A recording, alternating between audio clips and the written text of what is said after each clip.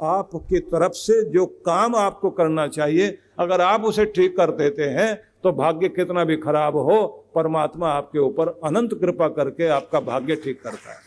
और मजे की बात तो यह है कि कभी कभी तो भगवान तो भोलेनाथ है, वो ये भूल भी जाते हैं। मतलब ये कहने का तरीका है कि इसकी किस्मत में क्या है, वो भी देते हैं जो किस्मत में नहीं होता, पर देते उसी को है जो कर्म कर रहा होता।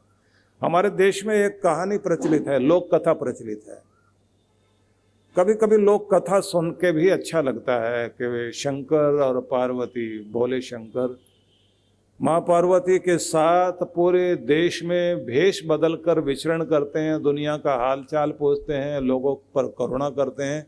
इसलिए भगवान शंकर को करुणा निधान कहा गया। कर्पूर गौरम करुणावतारम संसार सारम भुजगेंद्र हारम। अब यहाँ जो करुणा अवतार है ये भगवान शिव के लिए कहा जाता है, क्योंकि उनका स्वरूप ही दया करने वाला स्वरूप है। तो घूम रहे हैं भगवान सब जगह, और एक ऐसे प्रदेश में पहुंच गए जहाँ 6 वर्ष हो गए बारिश नहीं हुई, सूखा पड़ा हुआ। तो भगवान शिव पूछ रहे हैं बारिश नहीं हुई, बहुत बुरा हाल हो गया होगा यहाँ। तो सबने कहा कि 6 साल अभी और बाकी हैं, 12 साल के बाद भगवान शिव जब अपना शंख बजाएंगे उस दिन जो है ये वक्त कटेगा और उस दिन बारिश होगी। 12 साल के बाद शंख बजेगा।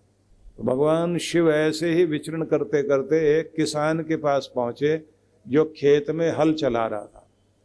तो उन्होंने कहा पानी नहीं है, जमीन सूखी है, हल चलाना मुश्किल है, बैलों के साथ अत्याचार कर रहे हो और अपनी ताकत भी इतनी लगा रहे हो, पसीने पसीने हो गए, फायदा कुछ भी नहीं है।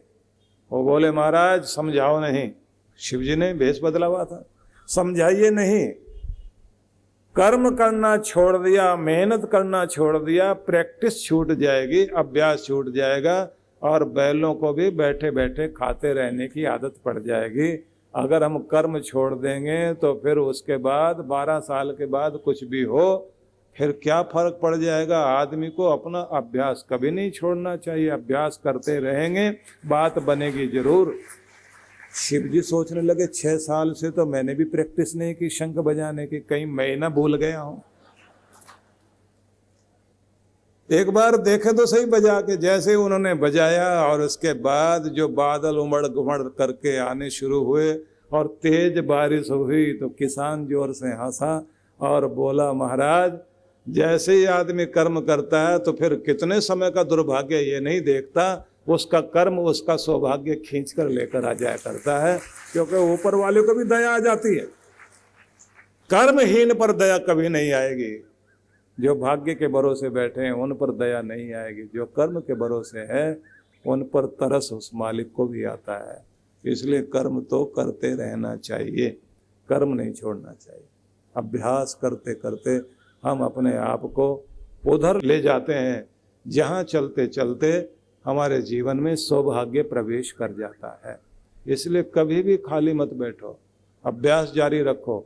और ये बात ध्यान रख लीजिए, परमात्मा आपकी जिंदगी में 3 अवसर परम सौभाग्य के देते हैं,